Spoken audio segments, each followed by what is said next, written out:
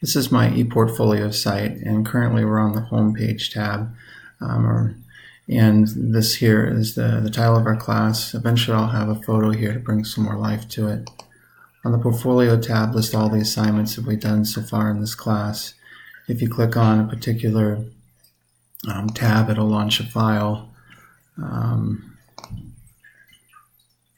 of the assignment. Waiting for it to open. And then there's the assignment.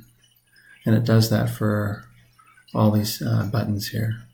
On this tab, the About page, I have my philosophy statement that we wrote in SPED 775.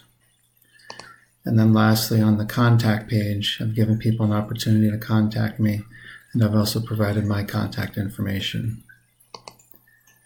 And that is my ePortfolio site.